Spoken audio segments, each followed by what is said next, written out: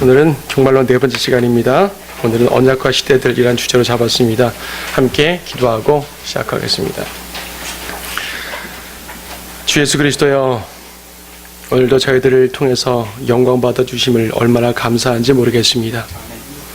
저희들의 왕 되시고 저희들의 주님이시고 저희들의 모든 생활들의 주인이십니다. 무엇보다 지금 영과 진리로 저희들의 경배를 받아주시는 분이십니다. 거룩한 존전 앞에 저희들이 경배를 드리고 있고 그 말씀 앞에 앉아 있습니다. 주님, 겸손한 우리의 모든 영들에게 주님께서 역사해 주셔서 성령으로 역사해 주시며 주어지는 말씀들을 잘 깨달아 알 수 있도록 도와주시옵소서. 다소 어려운 말씀도 있을 수 있고 다소 쉬운 말씀도 있을 수 있지만은 그 모든 말씀 앞에 예수 그리스도의 말씀, 아버지 하나님의 말씀임을 깊이 인식하면서 그 말씀을 나한테 새기고 또 이 말씀을 양식 삼아 힘 삼아 나갈 수 있도록 도와주시옵소서. 무엇보다 우리 주 예수 그리스도의 재림을 사모하면서 예수님을 바라며 나가는 우리 모든 성도들에게 도와주시옵소서. 주 예수님의 이름으로 기도드립니다. 아멘. 네, 정말로 네 번째 시간, 오늘은 언약과 시대들입니다. 우리 지난 시간에는 이스라엘과 교회에 대해서 언급을 드렸는데요. 사실 이스라엘과 교회에 대해서 너무 짧게 말해요. 더 많이 해야 되는데 이건 주제 자체가 워낙 광범위해서 간략하게 말씀드린 것이고 또 우리가 앞으로 하면서 그 차이들을 계속 말할 것입니다. 오늘 원래 이스라엘과 교회를 좀 더 연장해서 할까 하다가 아니요, 주제를 바꿔봤어요. 언약과 시대들인데 이 말을 하면서 또 구약과 신약을 말할 수 있기 때문에 이렇게 바꿔봤습니다.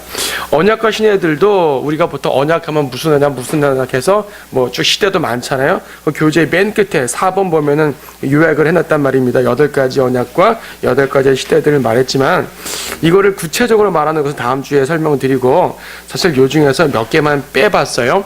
중요한 핵심적인 거. 사실은 이 모든 언약을 다 아는 게 중요하지 않습니다. 물론 성경 말씀이 다 소중하기 때문에 처음부터 끝까지 다 알아야 하는 건 맞지만 지금 우리 종말론이라는 주제에서 이걸 다 다루는 것보다는 이 중에서 핵심되는 것이 바로 구약과 신약이에요. 구약과 신약을 누가 모릅니까? 다 알죠? 아니요. 생각보다 모르는 사람들이 많습니다. 그것을 구체적으로 성경적으로 교리적으로 알아보고자 합니다. 굳이 제가 세대주의라는 말은 가능하면 안 쓰려고 합니다. 왜냐하면은 세대주의라는 말이 어떤 한 신학책에 매이는 것 같고 또 실질적으로 번역도 잘못된 표현이고 또 워낙 세대주의하게 되면 오해를 많이 받아서 다른 표현을 쓰려고 했지만 그러나 이 내용은 세대라는 말을 또 안 쓸 수가 없기 때문에 설명을 드렸어요. 교재에 보게 되면 세대주의라는 말이 나와 있죠. 디스펜세이셔널리즘 그러는데 사실 이것은 우리나라에서 번역이 잘못된 말입니다. 왜냐하면 디스펜세이션은 세대란 말이 아니라 경륜이란 말이에요. 경륜이란 말은 하나님의 다루심을 말하는 거거든요. 경영방침이에요. 여기에서 우리가 세대주의 신학적으로 강의할 땐 오이콘모이가 어떻고 경영이 어떻고 약제사회 조제법 이런 말 많이 하죠. 다 쓸데없는 말입니다. 다 필요 없어요. 그런 말들이 우리의 성경 공부에 별로 도움되지를 사실 않아요. 신학자들이 말하는 말일 뿐이고 그래서 어쩌다는 말이에요. 굳이 이코노미가 어쩌고 그게 어쩌다는 얘기예요. 그런 것은 굳이 세대주의나 언약신학이나 무천년주의, 전천년주의 의미 없어요. 누구나 하는 말이에요. 괜히 세대주의자들이 우리 유식하다고 하는 말이거든요. 그럴 필요 없습니다. 성경에서 필요한 말들만 보면 되는 것이에요. 어쨌든 경륜이라는 말은 하나님의 다루심을 말하는 것이거든요. 구약은 구약대로 다루시고 유대인은 유대인들의 맞는 다루심이 있고 교회는 교회에 맞는 다루심이 있고 환난 때는 환난에 맞는 다루심이 있고 그 다루심을 우리는 경륜이라고 써요. 신학적인 용어가 경륜이라는 표현이 됐기 때문에 쓰는 거지 사실 이것도 그냥 들으면 이게 뭔 말인가 할 겁니다. 그래서 제가 쉽게 설명드리는 것은 하나님께서 누군가를 다루실 때 어떤 시대나 대상에 대해서 특별하게 다루시는 방침을 경륜이라 그러기 때문에 이걸 다른 말로 경영이라고도 하고 다양한 말을 쓰지요. 근데 왜 세대주의라고 쓰냐면 이제 세대주의가 처음 들어왔을 때 세대주의자들이 시대를 막 끊잖아요. 무슨 시대 하다 보니까 이것이 곧 세대주의의 본질인 줄 알고 오해를 하는 것이에요. 그래서 저들은 시대나 끊는 사람들이군. 성경은 통일된 책인데 막 끊어. 이상하거든요. 그래서 세대주의라고 말해버린 것이에요. 그건 번역이 잘못된 겁니다. 번역 잘못해서 바로잡아도 되지 않습니까? 근데 원래 용어라는 게요, 굳어지게 되면 또 못 바꿔요. 굳어지게 되면. 그래서 그냥 써주는 거죠, 그냥. 근데 써주긴 하지만 굳이 이 용어가 우리한테 꼭 필요한 용어도 아닙니다. 사실은 세대주의보다 전천년주의가 더 올바른 용어예요, 우리한테는. 그런데 왜 굳이 세대주의란 말을 쓰냐면 전천년주의 안에도 세대주의가 있고 또 역사적 전천년주의라는 별도의 전천년주의가 있어요. 이걸 구분하다 보니까 이 말을 또 안 할 수가 없는 것 뿐입니다. 근데 역사적 전천년주의는 다음에 또 자세히 보겠지만 그거는 천년 왕국이 이 땅에 실제로 존재한다 라는 말은 우리 전천년주의와 같지만 성경 해석하는 모든 해석 방법은 무천년주의와 똑같아요. 그렇기 때문에 사실상 진정한 전천년주의가 아니에요. 세대주의가 진정한 전천년주의인데 그러다 보니 저는 전천년주의라는 말만 가지고 다 설명된단 말이에요. 그래서 이제 세대주의라는 용어 자체는 강조하지 않되 그러나 필요하니까 설명만 드립니다. 그럼 세대란 말은 뭐냐? 세대란 말은 시대란 말이 아니에요. 사람들이 오해하는데 세대란 말은 대상을 말해. 대상. 어떤 대상? 왜 옛날에 X세대 이런 말 했죠? X세대. 요즘에 무슨 N세대. 요새 무슨 세대라 그래요? 무슨 세대라 그러죠? 그 각각 세대라 말할 때 그건 기간을 말하는 게 아니죠. X라는 기간이 있는 것이 아니었어요. 그렇죠? 예. 그 당시에 특정 질 수 없는 특별한 이런 젊은이들의 어떤 모습을 X세대로 그러고 또 어떤 컴퓨터 연관해가지고 말하는 N세대 그러고 자, 그러한 것이 공감대를 형성하는 어떤 대상들, 요들을 세대라 그러는 것이에요. 한편 세대란 말은요, 가문을 뜻할 때도 있어요. 가문. 누구 세대입니까? 왜 집에서도 세대 그러잖아요, 집도. 그 세대예요, 세대. 각 집안, 혹은 가문. 그래서 예수 그리스도의 세대, 아담의 세대, 그러면 아담이라는 기간이 있는 거 아니죠? 아담에 속한 사람들 아담의 세대. 예수 그리스도의 세대, 마태복음 1장 1절에 예수 그리스도의 세대란 말 나오는데 그러면 예수님이라는 어떤 기간이 있는 거 아니죠? 예수님 안에 있는 그 거듭난 사람들 자체가 그 세대인 것이에요. 왜 이 말씀 드리냐면은 나중에 보면 이제 세대주의자들 중에서 이상한 세대주의자들, 시한부 종말론자들. 그러니까 시한부 종말론자가 곧 세대주의 아닙니다. 세대주의가 곧 시한부 종말론자 아닙니다. 근데 사람들은 이상하게 우리나라에서는 특히 세대주의 하면 시한부 종말론자로 오해를 해요. 그러다 보니까 세대주의라는 말을 잘 쓰지 않는 것입니다. 왜 그러냐면 실제로 시한부 종말론자들이 세대주의 이론을 막 갖다 붙이면서 무슨 시대 해가지고 이상하게 이론을 만들어 버렸거든요. 그래서 오해하게 되고 이단시 되어 버린 것이 원래는 그게 아닌데 특히 이제 시한부 종말론자들이 날짜를 계산할 때 마태복음의 그 이렇게 42대가 각 세대가 몇 년, 그 연수로 따진단 말이에요. 그래가지고 거기에 대해서 이제 이 몇 년이라는 이 답이 나오는 겁니다. 그건 그렇게 따질 게 아니거든요. 그래서 세대라는 말 자체를 연수로 따지는 것 자체가 잘못된 것이에요. 한 세대가 몇 년이에요? 아브라함으로 말하면은 4대 만에 돌아오겠다. 근데 400년이야. 한 대가 100년이에요, 또. 그렇죠? 예수님의 생애로 말하면 한 세대도 33년이에요. 마태복음 1장으로 하면 한 세대가 52년인가 그래요, 또. 그것도 계산법에 따라 또 달라요, 또. 그러니까 한 세대를 몇 년 잡는 것 자체가 이건 좀 시한부 종말론적 개념이기 때문에 우리는 그런 것을 배격합니다.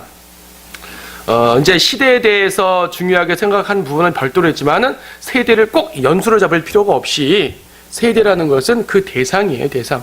예수님께서 바리새인들에게 이 악한 세대야라고 말한 것은 이 세대니까 예수님 탄생부터 죽을 때까지 33년 기간 그걸 말하는 것이 아니라요. 그 당시에 있었던 바리새인, 사두개인 같은 종교 지도자들 혹은 주님을 거절하는 그 악한 사람들, 그 사람들을 이 악한 세대라 말한 것이에요. 그렇죠? 그래서 세대란 말 자체는 기간이란 개념은 원래 없어요. 그런데 이제 기간이란 개념을 굳이 집어넣게 되면 그러한 사람들이 활동하는 기간이라고 집어넣을 수 있지만 그것도 딱 끊을 수는 없다는 얘기죠. 오히려 그거는 시대란 말이 맞죠. 시대란 말은 말 그대로 시대예요. 기간입니다. 이 시대는 관점에 따라서 바뀔 수 있어요. 예를 우리나라는 고려시대, 조선시대 시대잖아요. 이건 어떤 개념이죠? 역사를 기점으로 한 말한 시대일 뿐이죠. 중세시대, 근대시대 뭐예요? 어떤 역사를 근거로 한 시대죠. 그러면 성경에서 말하는 약속시대, 은혜시대 이런 건 뭘 말합니까? 역사를 근거했다고 보다도 경륜을 근거해서 말하는 거예요. 경륜. 하나님이 은혜라는 그 경륜으로 다스리는 그 기간을 은혜시대라 말하는 거죠. 쉽게 말하면. 이해되시겠죠? 그래서 이제 그렇게 이해하면 되고요. 언약이라는 말은 영어로 두 가지가 쓰이는데 커비넌트라는 말이 있고 테스타멘트라는 말이 있습니다. 자, 영어를 잘 쓰기 좋아하지 않지만 여기서 강조해야 될 필요가 있는 게 언약이라고 쓰여진 것과 그러니까 커비넌트로 쓰여진 언약과 테스타멘트로 쓰여진 언약의 성경의 교리가 달라요. 우리말로는 둘 다 언약이라고 번역됐는데 여기에 대한 교리가 다르기 때문에 이거는 별도로 알아야 되는데 이거 역시 어떤 특정 경륜과 연관된 약속입니다. 자, 너무 개괄적으로 말씀드렸나요? 구체적으로 보면서 보죠. 자, 경륜에 따른 시대, 이 8가지가 모두 경륜에 따른 시대와 연관되는데 그 중에서 예를 들어가지고 율법 시대와 은혜 시대만 비교해 보겠습니다. 예를 들어서 자, 경륜과 시대라는 개념을 분명히 이해하기 위함입니다. 자, 특정한 경륜에 따라 이끌림 받는 기간이라 그랬는데요. 율법 시대는 그럼 뭐죠? 율법이라는 방침, 하나님의 방침. 율법이라는 경륜에 따라 다스림 받는 시대를 율법 시대라 그래요. 이 기간엔 뭐가 하나님의 경륜이라고요? 방침이라고요? 율법. 율법의 그분의 다루심에 이제 기본이에요. 기준이에요.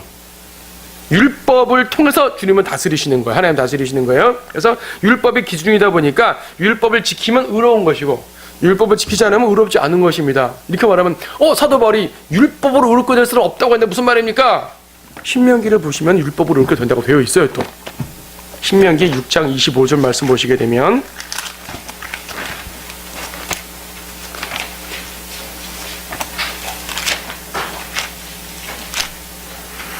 신명기 6장 25절 말씀 보면 나와 있죠. 만일 우리가 주께서 우리에게 명령하신 대로 주 우리 하나님 앞에서 이 모든 계명들을 지켜 행하면 그것이 우리의 의가 되리라 그랬어요. 그럼 바울 사도의 말과 대치되는 거 아닙니까? 사도 바울은 율법으로 의롭게 되지 못한다 그랬는데 이건 개념이 다르죠. 이건 구약적 개념의 의고요. 그건 신약적 개념의 의예요. 구약과 신약이 다른가요? 예, 다르단 말이에요. 구약과 신약이 똑같다 그러면은 여기서는 행하면 의, 거긴 행하면 의 아니야. 그럼 뭔가 모순 될 수밖에 없잖아요. 성경의 모순을 해결할 수 있는 것은 성경 모순이 없어요. 모순 없는데 모순처럼 보여요? 왜 그럴까요? 그 말하는 대상이 다른 것이에요. 하나님은 이 사람에게 이렇게 말하고 저 사람에게 저렇게 말합니까? 네. 유대인에게 유대인에 맞는 방법대로 말씀하신 거고 이방인에게 이방인에게 맞는 방법, 교회에게는 교회에 맞는 방법, 구약은 구약에 맞는 방법, 신약은 신약에 맞는 방법으로 말씀하셨어요. 그래서 나눠보는 게 중요하다는 얘기죠. 자, 나누라는 얘기입니다. 그래서 율법을 지키면 의롭고 그렇지 않으면 죄입니다. 물론 이 의가 신약에서 말한 예수님의 의만큼 훌륭하진 못합니다. 예수님의 의보다는 한 단계 낮은 의입니다.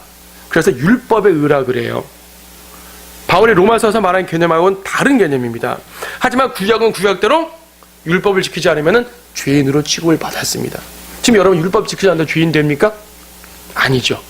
구약에는 죄인이었어요. 그러니까 구약과 신약이 다르단 말이죠. 자, 그러면 이 율법의 경륜이 포함되는 시기는 언제입니까? 기간은 모세 때부터 침례 요한 때까지입니다. 이런 누가복음 16장 말씀 보시게 되면 예수님이 정확하게 이 시대를 구분해 주셨어요. 누가복음 16장 16절 말씀 보면 율법과 선지서들은 요한까지요. 그러죠. 여기서 요한은 누구예요? 저 사도 요한이에요? 침례 요한이죠. 율법과 선지서들은 요한까지요. 그 요한이 마지막 선지자인 거예요. 쉽게 말하면 그 후로는 예수님부터 하나님의 나라가 전파되어 사람마다 그 안으로 밀고 들어가느니라. 예수님이 십자가를 통해 하나님 나라를 이제 완성해서 쫙 전파하시니까 그 안으로 사람들이 막 들어가는 거예요. 여러분 들어갔어요. 구원받고 예수님의 몸 안으로 들어갔습니다. 구원받고 마귀의 나라에서 하나님의 나라로 들어갔어요. 그 안으로 밀려 들어가는 것이죠. 그렇죠? 그래서 요한까지, 그래서 모세 때부터 요한까지가 율법으로 다스림 받는 시대입니다. 대상은요, 이방인 아니요, 이스라엘만. 이스라엘에게만 율법을 주셨어요. 이방인에게는 율법 주시지 않았어요. 다만 사도 바울이 로마서에서 유대인에게는 율법을 주어졌고 이방인에게는 양심이 주어졌다고 말하는데 양심이 율법을 대신한다 그랬습니다. 그러니까 이방인은 율법 받지 않고 양심으로 판단받는 것이에요. 그러니까 같은 시대인데, 구약이라는 같은 시대인데 유대인들은 율법이라는 기준으로 심판하시고 다루시고 축복하시고, 이방인들은 양심이라는 개념 속에서 역사하는 거예요. 이방인들은 안식을 안 지켰다고 주님이 벌하지 않습니다. 이방인들이 돼지고기를 먹었다고 주님이 징계하거나 심판하지 않으셔요. 하지만 유대인들이 안식을 안 지키면은 광야에서 모세 때 안식일 날 나뭇가지 죽다가 죽었잖아요. 죽임 당했잖아요. 그렇죠? 이방인들 그러지 않습니다. 이방인들 안식을 안 지켰다고 주님 책망하지 않아요. 이방인은 그것이 아니라 다른 방법으로 다루시는 것이에요. 이처럼 유대인에게만 해당되는 것이 율법 시대. 그러니까 시대적으로는 그 시대지만 유대인만 해당되는구나 알 수 있겠죠. 그래서 이제 율법이 이 시대에 뭐라고요? 하나님의 경륜. 그래서 이제 영어로 말할 땐 율법 시대란 말 안 써요. 율법의 경륜이라 그러죠. 그래서 이 기간을 율법, law dispensation, 율법의 경륜이라고 보통 말합니다. 이렇게 말하니까 이제 어떤 세대주의자들은 율법 시대로 말하면 잘못 말하는 거다. 율법 경륜이라 말해야 된다. 이걸 또 되게 강조해요. 그럴 필요 없어요. 자, 질문합니다. 요 시기가 뭡니까? 물으면 요 시기는 율법의 경륜이다.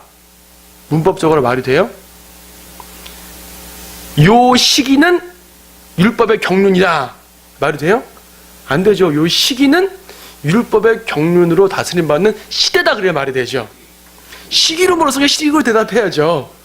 시기로 말하는데 경륜으로 대답하면 안 되죠.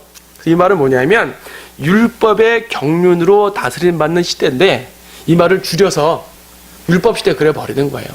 관계없어요. 율법 시대라 말하든 율법의 경륜이라 말하든 핵심은 율법입니다.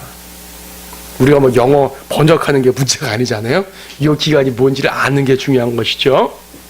간혹 그거 갖고 논쟁하는 사람들 봐서 하는 말이에요. 쓸데없는 논쟁입니다. 자, 율법 시대입니다. 이때 그냥 은혜 시대 뭡니까? 은혜 시대. 자, 예를 들어서 두 번째로 은혜 시대. 역시 은혜라는 방침, 즉 은혜라는 경륜에 따라 다스림 받는 시대예요. 은혜로 구원받는 거죠. 구약에서는 율법으로 구원받았다면 이때 은혜로 구원받습니다. 그럼 신약시대에, 은혜 시대에 율법을 지키면 효력이 있을까 없을까요? 효력 없습니다. 안식일을 지켰어요. 안식일을 어겼어요. 어떤 의미가 있죠? 아무 의미도 없어요. 여러분 안식일을 지키고 싶어서 오케이 나는 금요일 저녁부터 토요일 저녁까지 24시간을 안식일을 지키겠어. 지키세요. 그렇다고 여러분에게 나아지는 것도 없고 못해지는 것도 없습니다. 안식일은 뭐죠? 쉬는 거예요. 쉬세요. 금요일 저녁부터 토요일 저녁까지 아무도 뭘 안 합니다. 근데 그렇게 살기 힘들잖아요. 일단 요즘엔 토요일날 근무 안 하는데 마침에 옛날에는 토요일날 학교도 가고 근무도 했으니까 그래서 안식교인들 학교를 따로 세우고 직장을 따로 다녔잖아요. 안식교인들은 안식일을 지키기 위해서 학교를 따로 마련했었어요. 지금은 이제 토요일날 쉬니까 좀 큰 불편 없죠. 그래도 토요일날 쉬지 않는 직장 워낙 많죠. 그게 다 되는 게 아니에요. 힘듭니다. 힘들면은 어떻게 되죠? 안 지키면 돼요. 왜? 지금은 율법 시대가 아니니까. 관계없단 말이에요. 의미 없습니다. 율법으로 구원을 받으려고 한다면 그는 이단입니다. 하지만 율법에 따라서 그래 먹기 전에 손 씻고 뭐 할 때 손 씻고 뭐 할 때 장걸레하고 이거는 이단이라보다 쓸데없는 짓을 하는 거란 얘기죠. 손 씻는다고 누가 뭐라지 않아요. 그건 위생적으로 좋습니다. 하지만 그거는 쓸데없는 짓이고 그것 때문에 구원 잃어버리는 건 아니죠. 그렇죠? 근데 율법으로 구원받으려고 한다면 그는 구원받지 못해요. 희생제로 구원받으려고 한다면 그는 구원받지 못한다는 얘기죠. 어떻게 해야 됩니까? 은혜로 구원받습니다. 하나님께서 주인에게 주시는 전적인 은혜, 이것을 내가 믿음으로 받아들일 때 구원받는 것이에요. 하나님은 전적으로 은혜를 모두에게 베풀어 주셨고 그것을 내가 믿음으로 받는 사람만이 구원받는 것이에요. 그래서 전적인 은혜, 내 편에서는 전적인 믿음, 하나님 편에서는 전적인 은혜, 내 편에서는 전적인 믿음. 그렇죠. 그래서 이제 율법은 효력이 없습니다. 시기는요 십자가 때부터입니다. 어떤 사람은 마태복음 1장부터 그러는데 그러면 안 돼요. 십자가 때부터 해요. 왜냐하면 십자가 이전은 아직 피를 흘리지 않았지 않습니까? 피를 흘려야지 이 신약이 발효가 되는 거예요. 발효가 되는 거예요. 효력이 발생합니다. 그래서 십자가 이후부터가 진짜 신약이고요. 십자가 이전까지는 일종의 과도기인데 구약적인 모습입니다. 뒤에 다시 보겠습니다.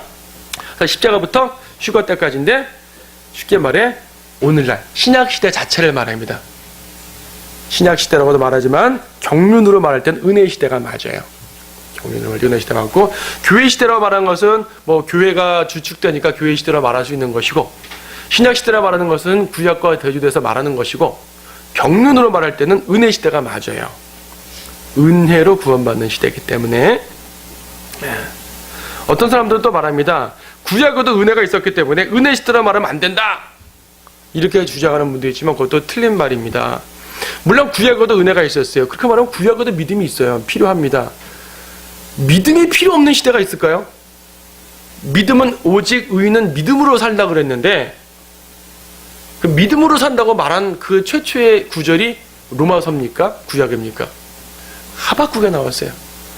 이미 구약에서 믿음으로 산다고 말했기 때문에 믿음은 구약이나 신약이나 다 필요해요. 은혜도, 구약도 은혜가 필요합니다. 은혜는 신약만 필요한 게 아니에요. 근데 구약은 은혜라는 경륜으로 다스린 것이 아니에요. 하나님께서 다스리는 핵심이, 포인트가 은혜가 아니었다는 얘기죠. 개인적으로 은혜를 베풀기도 하셨지만 은혜 때문에 구원하는 건 아니었었어요. 그러니까 신약은 은혜만 갖고 구원하십니다. 그래서 은혜가 제일 중요한 시대가 신약시대이기 때문에 신약시대를 은혜의 경륜의 시대라 말하는 것은 맞는 표현이에요. 대상, 교회죠. 교회는 믿는 유대인, 믿는 이방인 다 합쳐가지고 교회입니다. 유대인도 이방인도 아니에요. 대상을 이방인 그러면 안 됩니다. 이방인 그러면 믿지 않는 이방인을 말하기 때문에 믿는 이방인은 교회예요. 교회. 그것도 역시 명확히 표현하면 은혜의 경륜 시대라고 말해야 되지만 줄여서 은혜 시대라고 말합니다. 그 시대를 묻는 질문이기 때문에. 자, 그럼 언약은 뭡니까? 언약. 위에서 언약은 특정 경륜과 연관된 약속이라고 그랬는데, 이거 무슨 말입니까? 말이 좀 어렵죠? 자, 예를 들어봅니다. 모세 언약. 자, 지금 율법과 이제 은혜를 예를 들었으니까 똑같이 언약도 두 개에 해당되는 언약을 말씀드립니다. 모세 언약, 보통 옛 언약 그러죠? 옛 언약을 올드 테스타먼트 그래가지고 구약인 거예요. 새 언약을 뉴 테스타먼트에서 신약인 것이죠. 그래서 옛 언약, 새 언약은 말 그대로 구약 신약이라는 표현입니다. 여기서는 테스타멘트란 말 썼어요. 다른 데서는 커비넌트라는 말을 썼는데 이건 다음에 다시 설명드리도록 하겠고요. 자, 옛 언약 고린도후서를 보십시다. 고린도후서 3장 14절 말씀. 고린도후서 3장 14절 말씀 보시면, 그들의 마음이 완고하여 오늘까지도 옛 언약을 읽을 때에 그와 같이 수건이 벗겨지지 아니하고 남아있으나 그 수건은 그리스도 안에서 없어지는 것이라. 자, 구약이라는 그 옛 언약은 가려진 것이라 그랬어요.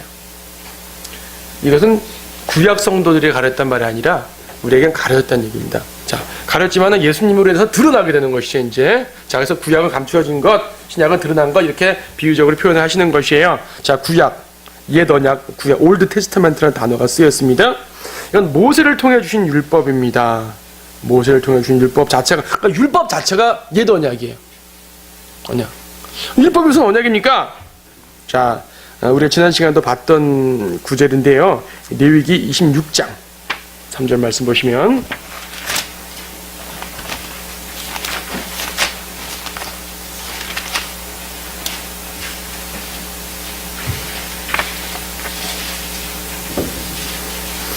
그래서 너희가 내 규례들을 행하고, 26장 3절 말씀 보면 너희가 내 규례들을 행하고 내 계명들을 지키고 그것들을 행하면, 조건이 뭐예요? 율법을 지키면, 그러면 이렇게 해주신다라는 약속을 쭉 주십니다. 그런 약속 가운데 12절이 내가 너희 가운데서 행하여 너희 하나님이 되고 너희는 내 백성이 되리라. 하나님과 백성의 관계성이 형성된단 말입니다. 관계성. 하나님은 그들의 왕이시고 그들은 하나님의 백성인 것이 관계성이 설정돼요. 그래서 이 언약으로 하나님과 이스라엘 백성의 그 민족적 관계성을 딱 설정해 주시는 그 언약이에요. 근데 그 언약의 내용이 뭐예요? 율법이에요. 율법부터 그 시대를 다루는 뭐예요? 경륜이에요. 그래서 율법을 받은 유대인들은 그 시대에, 구약 시대에 속한 유대인들은 율법이 아니면 판단받을 근거가 없어요. 구원도 생활도 모든 것도 율법을 통해서 다루심을 받습니다. 그래서 이 율법이라는 옛 언약, 구체적으로 모세의 언약이라고 보통 표현하는데 이거 여러 이름을 우리가 임의로 붙인 거죠. 모세의 언약에 따르면은 유대인들은 율법에 따라서 대우를 받습니다. 율법은 뭐냐? 하나님과 백성의 관계를 설정하신 건데요. 우리가 나중에 레위기, 신명기를 쭉 공부할 기회가 있을 거예요. 율법 자체를 쭉 공부해 보게 되면 하나님께서 이스라엘을 어떻게 사랑하셨고, 어떻게 택하셨고, 어떻게 위대하게 하셨고, 어떻게 율법을 이방 모든 백성들보다 구별짓는 법으로 세우셨고, 이런 것들을 볼 수가 있습니다. 그만큼 율법은 유대인들에게 위대한 법입니다. 보통 말할 때 갈라디아서 신약과 비교하다 보니 율법은 한 단계 낮은 거, 은혜는 높은 거 이렇게 비교를 하죠. 우리 교회라는 입장으로 볼 때는 율법은 정말 저 밑에 있는 거예요. 근데 구약시대에 아직 십자가가 등장하기 전에 유대인과 이방인과만 비교해 보게 되면 율법은 위대한 거예요. 이보다 높은 법이 없고요. 율법은 유대인들을 높이 세워지기 위해 만든 법이에요. 근데 십자가와 비교해 보니까 율법 아무것도 아니네. 왜 율법대로 살면 큰일 나거든요. 은혜로 살아야 되죠. 근데 아직 은혜가 주어지기 전에 구약으로만 볼 때는 율법은 위대한 법이었다는 얘기죠. 이방인과 구별짓는 특별한 법이란 말입니다. 근데 동물의 피로 맺은 거예요. 히브리서 9장 말씀 보시면은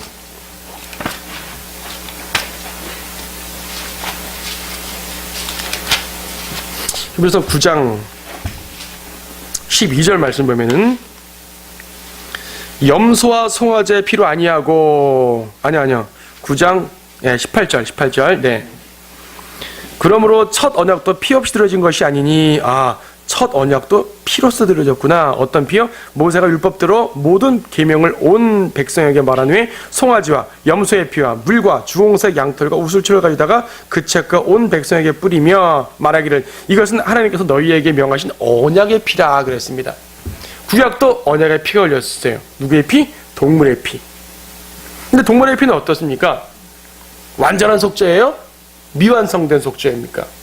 완전하지 않은 속죄지요. 그래서 히브리서 9장 9절 보게 되면 그것은 현재를 위한 모형이었으니 그에 따라 예물들과 희생제물들을 드려도 그에 관해 양심에 관해서는 섬긴 자를 온전케 할 수 없었도다. 온전케 못해요.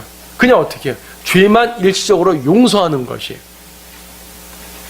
죄만 용서하는 것입니다. 구약에는 여러 종류의 희생제들이 있었는데 그 중에 속죄제라는 것이 있습니다. 1년에 한 번씩 대제사장이 이스라엘 사람들 모든 회중의 죄를 한꺼번에 용서하는 그런 예식을 가져요. 그래서 이제 이 짐승의 피를 가지고 지성소에 들어가죠. 대제사장도 함부로 지성소 들어갈 수 없고요. 특별할 때 들어갑니다. 이 대속죄일이라 그래가지고 이때 들어가서 한꺼번에 주님 용서해 주시는 것이에요. 1년 동안 지은 죄 용서받는 것이에요. 근데 또 죄져요. 그럼 어떻게 해요? 다음 해까지 살아있으면 은혜인 거죠. 아니면 그 전에 내가 그런 죄를 짓지 않고 산다든지 혹은 사소한 죄들은 그때그때 또 해결하는 속건제가 또 별도로 있고요. 자, 이런 많은 이렇게 이 죄와 용서에 대한 용서 자체도 은혜니까 그러한 규례가 존재했지만 여전히 신약에 비하면은 불완전한 것이고 완성되지 않은 것이고 그런 거죠. 제사장 자체도 계속 바뀌잖아요. 죽으니까 바뀔 수밖에 없죠. 그러니까 완성될 수가 없죠. 하지만 이거라도 있으니까 사는 것이에요. 그들은요. 그래서 이제 이 모세 언약, 즉 율법이 주어졌는데 이 율법에 한정된 시대는 역시 율법 시대죠. 그래서 모세의 언약과 연관된 시대는 어느 시대입니까? 율법 시대다라고 말할 수 하게 되는 것이죠. 자, 그럼 새 언약, 뉴 테스타멘트. 아까 고린도후서 3장 봤죠? 다시 한번 고린도후서 3장 말씀 보시게 되면은 자, 아까 14절이었고 6절 말씀 또한 그분은 우리로 새 언약의 뉴 테스타멘트에 능력 있는 일꾼이 되게 하셨는데 이는 법문으로 한 것이 아니고 영으로 한 것이니 법문은 죽이고 영은 생명을 주기 때문이라. 자, 새 언약이란 말 썼습니다. 새 언약. 이 새 언약으로 인해 가지고 우리는 그리스도의 은혜를 얻게 되는 것이고 하나님의 자녀가 됩니다. 구약 유대인들은 이 모세의 언약, 즉 옛 언약을 통해서 하나님과 백성의 관계를 맺었는데 우리는 하나님과 아버지와 아들의 관계를 맺습니다. 물론 우리도 역시 백성이고 그분 왕이신 건 맞아요. 그 아니란 말은 아닙니다. 하지만 유대인들이 맺었던 관계보다 한 단계 더 들어가는 거죠. 그들은 이 왕과, 그러니까 하나님과 백성의 관계였다면 우리도 역시 하나님의 백성이지만 한 단계 더 들어가서 아버지와 아들의 관계를 갖는 거죠. 하나님의 자녀가 되는 거죠. 한 단계 더 들어갔습니다. 우리는요. 아까 구약도 피로 맺었다 그러는데 히브리서 9장 다시 보면 신약도 피로 맺습니다. 9장 12절.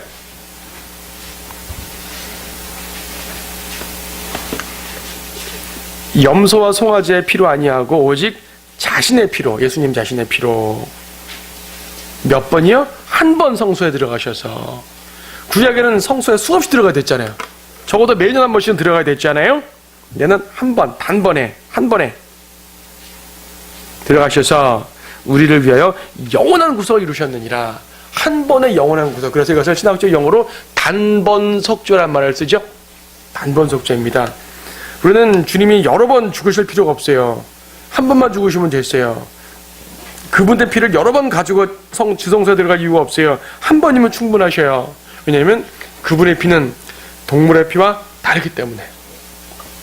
그분의 피는 이 세상 모든 정결한 동물의 피를 다 합친 것보다, 심지어 인간들의 모든 피를 합친 것보다 우월하신 피입니다.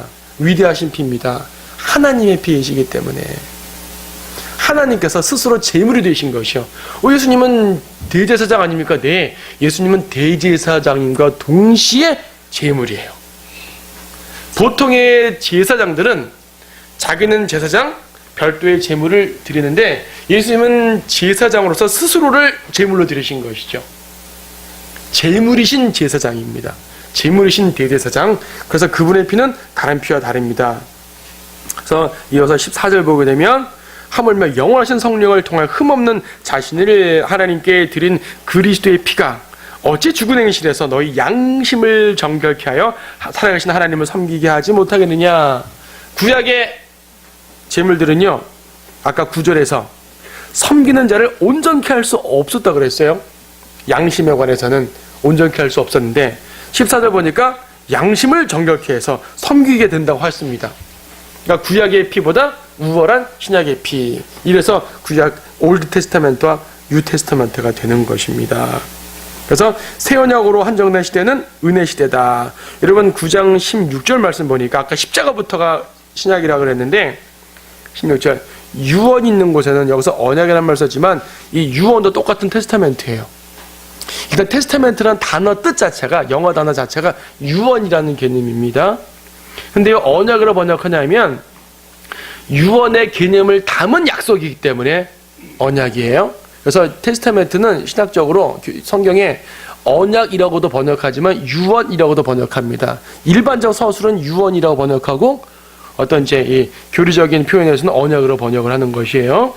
어떤 사람들은 이것은 이제 유언을 강조해서 이제 성경을 번역할 때도 이 구유언, 신유언 이렇게 말하기도 합니다. 그래서 구유언 성경 창세기 3장 보시면 이렇게 신유언 성경 마가복음 몇 장 그렇게 말하기도 해요. 너무 이 용어를 한쪽으로 몰아간 건데 영어 사전적 의미만 가진 거죠. 자, 그럴 필요 없어요. 하지만 어쨌든 유언이라는 개념이 있는 용어다 보니 유언이란 말은 죽음과 연관된 거잖아요. 그거 나오죠? 유언이 있는 곳에는 유언한 자의 죽음도 필연코 따라와야 하니 유언은 사람의 죽은 후에 효력이 있으며, 그렇죠? 제가 지금 유언을 해서 갖고 있다는 얘기예요. 그러면 제가 유언을 지금 썼어도 죽은 다음에 효력을 발생하죠. 지금 효력 발생하지 않습니다. 내 집을 누구한테 주겠고 제 차를 누구한테 주겠고 아무리 해도 저 주세요. 안 돼요. 죽은 다음에 갖는 거예요. 그렇죠? 예.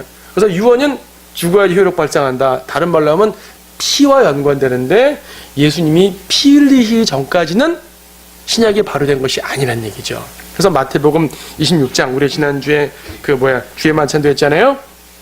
예수님께서 주의 만찬 자리에서 이제 포도즙을 따라 주시면서 뭐라고 하셨어요? 이것은 내 피로 맺은 새 언약이다 그랬어요. 새 언약의 피가 새 언약의 피. 새 언약의 피. 그래서 피가 없으면은 새 언약이 생기지 않습니다. 그래서 구약도 동물의 피가 중요했고 신약도 그리스도의 피가 중요했어요. 그래서 이 구약과 신약의 이 언약은 피와 연관된 것이고 나머지 다른 에덴의 언약, 아담의 언약 여기는 피와 연관된 것이 아니에요. 이것만 피와 연관된 개념입니다. 그래서 맨 끝에 뉴 커비넌트는 또 특별한 개념이라 그랬죠. 이건 다음에 설명드리겠습니다. 자, 그러면 이렇게 언약이나 경륜에 대해서 이해를 하시겠죠? 아, 언약은 이런 걸 언약이라 그러는구나. 아, 이 경륜은 이런 의미구나. 이해를 하셨어요? 이런 것들 시대를 말하는 거 이해하셨어요? 그럼 이제 구체적으로 구약과 신약의 차이를 봅니다. 자, 처음에 서두에 말씀드렸듯이 8개의 언약을 설명하는 것 자체가 목적이 아니라 그랬어요. 8개 언약 중에서도 구약과 신약을 구분하는 게 제일 중요합니다. 구약과 신약을 구분하지 않는 그리스도인이 어디 있어요? 일단 성경부터 구약 신약인데 무천년주의자들도 구약 신약 구분하죠. 근데 이걸 왜 강조하죠? 아니요. 그분들 구분하는 거 아니에요. 다만 책만 구분합니다.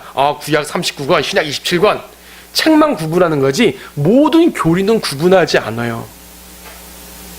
구약과 신약은 이처럼 언약이나 경륜으로 구분되는데 구분하지 않고 똑같은 맥락에서 설교한단 말입니다. 자, 그것을 확실하게 알고 이건 이렇게 다른 것입니다 라고 말할 수 있어야 됩니다. 자, 어떤 차이겠습니까? 일단 구원에 있어서 차이입니다. 구원. 사람들은 이렇게 말하죠. 십자가를 탁 넣고 어느 시대에나 십자가로 구원받는다 이거예요. 어느 시대에나.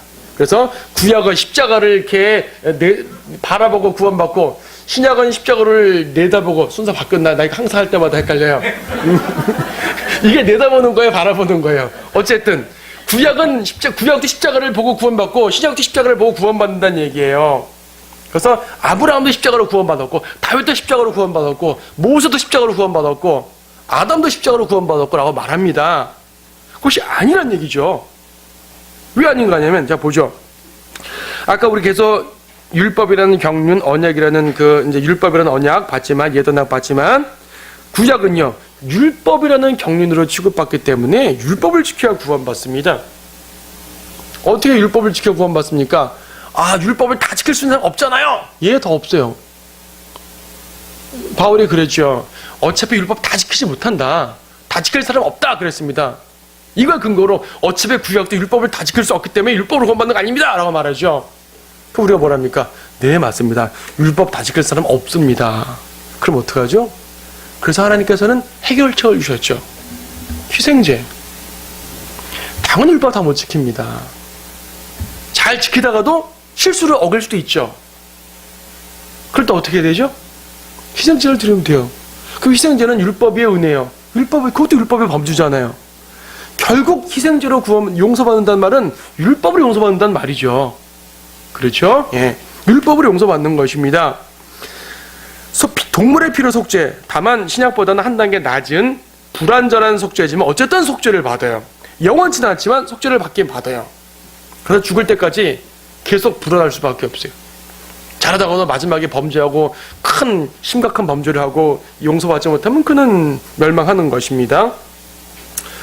그래서 이제 구약이 신약보다 못하다는 얘기일 뿐이죠.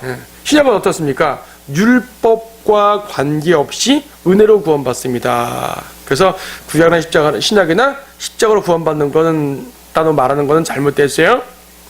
이렇게 말하면 구약에 십자가가 예표되어 있지 않습니까? 요한복음 3장을 보십시오 라고 말합니다. 봅시다. 그럼 보셔야죠. 보려니까. 요한복음 3장 14절 말씀 보시면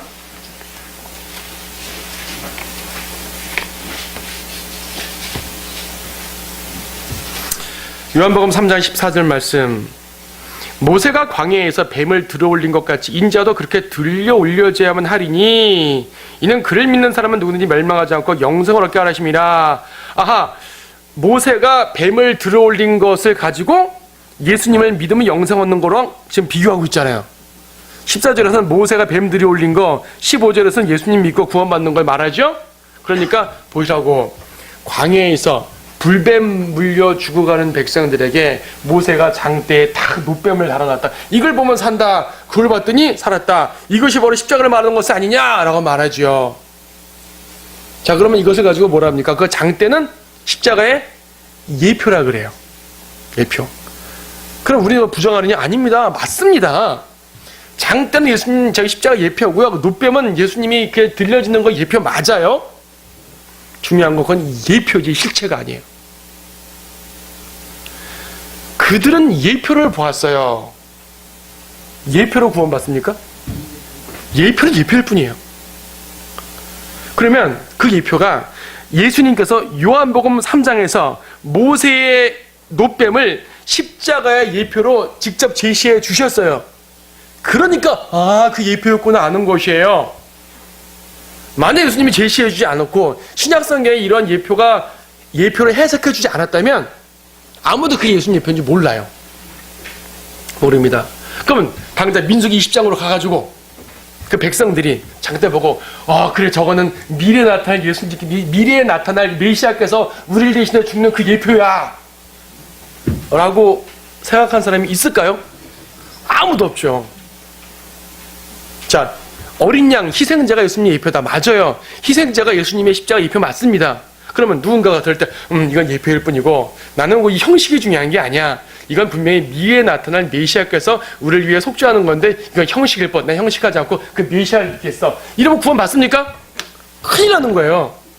행위를 해야만 됩니다. 구약에 있는 그분들 중 아무도 이것이 미래의 예표인 걸 아는 사람은 없었습니다. 신약에 존재하니까 예표인 줄 드디어 알게 되는 거예요. 자, 예표는 그림자입니다. 그림자로 어떻게 구원받아요? 실체가 나타나야 구원받죠. 그러면 이 노뱀이나 희생자가 예표라는 것은요, 십자가와 연관되니까 그림자인 거지 그 당시로 갔을 때도 그림자일까요? 아니에요. 그 당시는 그 자체가 별도의 실체예요. 율법이라는 실체. 그러니까 그 당시 사람들은 그림자로 본 것이 아니라 율법이라는 실체를 통해서 행하고 드리고 보고 구원받은 것이고, 나중에 신약으로 보니까 그건 십자가의 예표였어. 역시 우리 주님의 십자가 위대해 라고 말할 때 그 과거를 소급해가지고 말하는 것이에요. 그래서 예표라는 것은요, 뼈대, 신약이라는 교리, 십자가라는 뼈대가 있으면 이 뼈대에 살을 붙여주는 것일 뿐이에요. 구약은 율법이 예표가 아니라 그 자체의 실체이기 때문에 율법으로 구원받았지만 신약 성도는 율법이 예표일 뿐이에요. 우리한테는. 그래서 우리는 예표로 구원받는 게 아니라는 얘기죠. 우리는 실제로 구원받는 것이에요. 쉽게 말해 예표란 것은 창문, 십자가라는 창문입니다. 십자가라는 창문으로 보니까 저건 예표로 보이는 거예요. 투가 되는 것이에요. 근데 창문 넘어서 딱 구약으로 가보니 이거는 그 자체가 율법이란 얘기죠. 이해되시죠? 예표는 구원할 수 없어요. 예표로 십자가를 통해 구원받았다? 말도 안 돼요. 그거는 우리가 보니까 이것이 거기에 대한 예표였구나라고 알 수 있고 감사하는 것일 뿐입니다. 자, 그래서 이제 그 노뱀의 예표 이제 이해하시고요. 예표에 대해서는 다음에 한번 또 다룰 기회가 있을 겁니다. 자, 구약과 신약의 차이, 지위의 차이. 구약은 유대인을 다루고 신약은 교회를 다룬다고 그랬습니다. 구약 유대인의 지위는 아까 말했죠? 신령국가의 백성입니다. 자, 하나님께서는 유대인들을 이방인으로부터 구별시키셨어요. 출애굽기 19장 보게 되면 이것을 행하면 독특한 이제 보물이 된다고 말씀하시면서 이방인들로부터 구별하는, 하나님의 백성을 구별하는 특별한 약속을 하셨죠. 율법 전체가 그런 것이에요. 율법을 행하면 유대인이 되는 것이에요. 심지어 아브라함의 직접 씨가 아니라 할지라도 난 유대인으로 개종할래요. 할례 받고 율법을 지키면은 그 사람 유대인 되는 것이 인정해 주는 것이에요. 지난번 한번 말씀드렸죠. 흑인 유대인도 있다고. 흑인이 어떻게 유대인일 수가 있어요? 아브라함의 씨가 아닌데. 근데 그 중간 어느 순간에 그 과거에 쭉 자기 가문 어느 가문 속에서 그 사람은 개종을 했던 것이에요. 할례 받고 유대인 율법 지키고 그럼 유대인을 취급해 주는 것이에요. 구약 성경도 그걸 인정했습니다. 그러므로 율법이 유대인의 핵심이지 그 물리 생물학적인 시각 핵심이 사실 아니에요. 내가 유대인으로 개종하겠다 하면 미국 사람들 유대인 개종하잖아요. 그런 사람이 많다 보니까 이번에 트럼프가 유대인 정책을 취했죠. 뭐 그거 자체는 잘한 겁니다. 그거 자체는 예루살렘을 유대인의 수도로 한 것 자체는 잘한 거예요. 다른 거 일단 넘어가고, 전 지지하지 않고 이런 정치가 말하는 거 아닙니다. 오해하지 마십시오. 자, 그래서 구약 유대인들은 신정국가의 백성이고요, 하나님의 신부입니다. 호세아 2장 말씀 보게 되면 유대인들도 신부라는 말, 이스라엘도 신부란 말을 써요. 이것도 오해합니다. 아, 이스라엘도 신부, 교회도 신부, 같은 신부, 결국 이스라엘과 교회는 같아. 근데 신부의 대상이 다릅니다. 호세아 2장 말씀 보시게 되면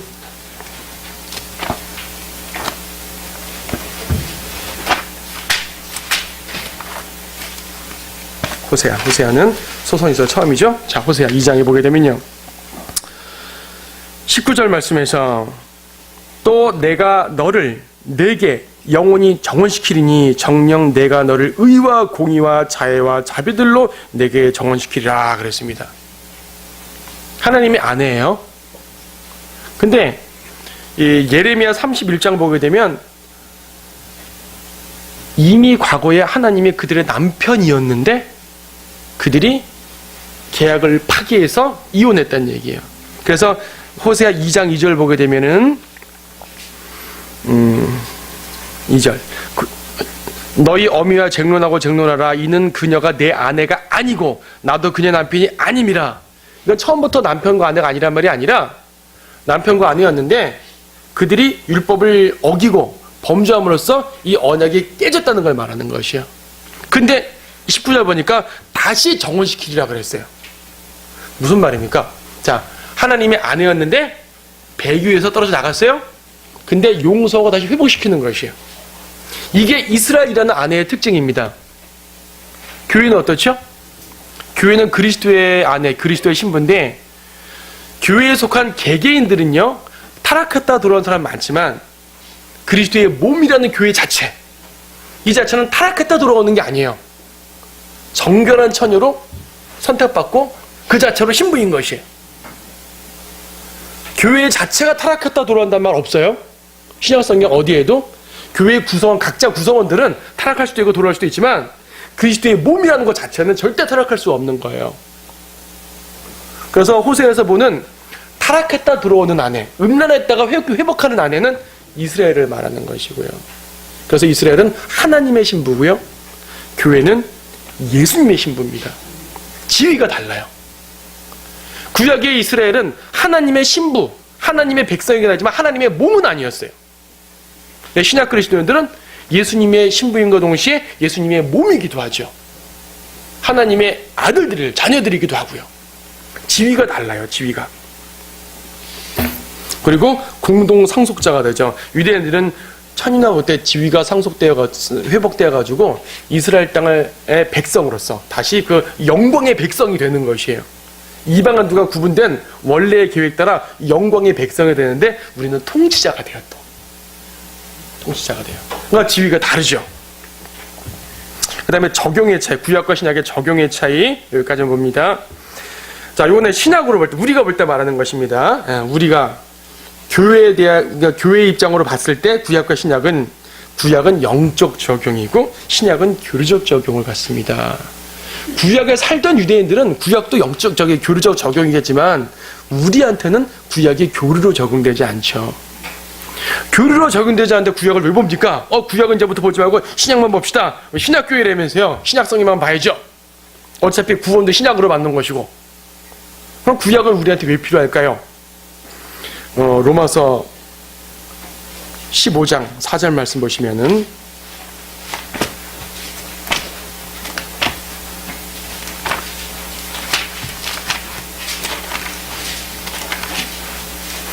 로마서 15장 4절 말씀 보면은 이런 말씀이 있습니다. 무엇이든지 전에 기록된 것은 우리의 교훈을 위하여 기록된 것이니 이는 성경에 주는 인내와 위로로서 소망을 지니게 하려 함이니라. 전에 기록된 것은, 자, 로마서에서 관점으로 말할 때 전에 기록된 것은 마태, 마가복음 말하는 것이 아니라 구약 성경을 말하는 것입니다. 구약 성경은 우리의 교훈을 위해서 주어진 것이에요. 여러분들이 율법에 대한 신명기나 공부할 때 신명기를 공부하니까 나도 율법 지켜야지, 손 씻어야지, 어떤 짐승 먹으면 안 돼, 레위기에 따라 가지고 돼지고기 먹으면 안 돼, 이걸 배우는 것이 아니라 구약에서 하나님이 이렇게 하신 이유가 무엇인가? 하나님께서는 성배를 원하셨구나. 하나님께서는 죄를 미워하셨구나. 나도 죄를 짓지 말아야지. 등등. 교훈을 받는 것이에요.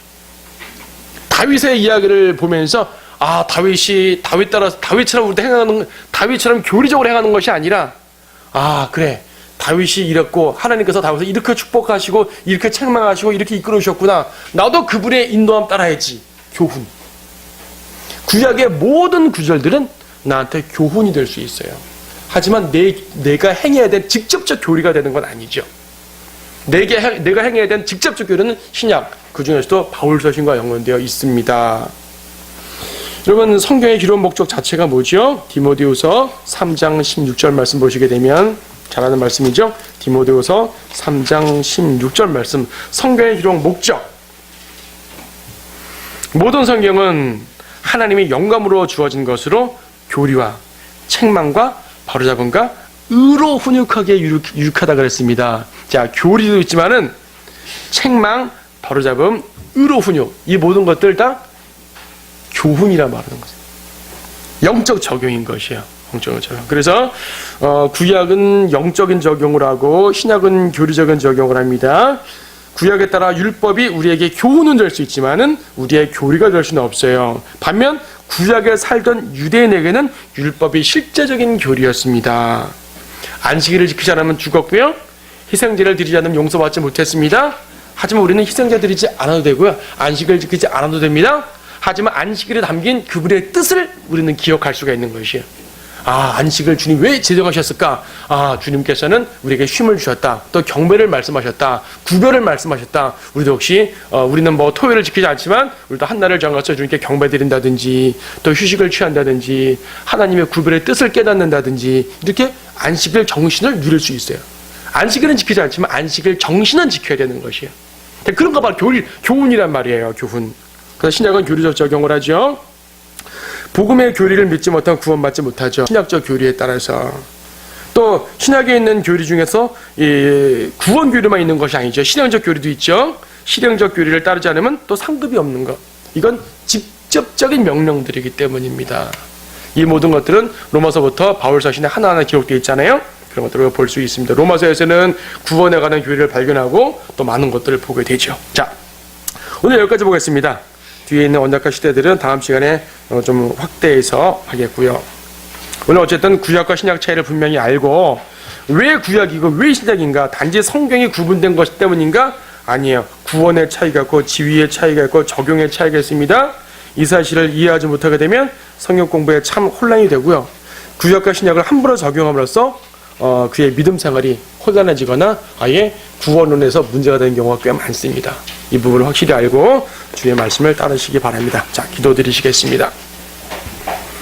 하나님 감사합니다. 오후에도 하나님 말씀을 통해서 저희가 귀한 내용들을 공부했습니다. 주님의 말씀이 우리에게 주시는 귀한 교리들 또 교훈들 하나도 놓치지 않도록 도와주시고 주님이 이 모든 것들을 우리에게 귀하게 말씀해 주셨사오니 그 말씀의 의미를 잘 지켜나갈 수 있도록 도와주시옵소서.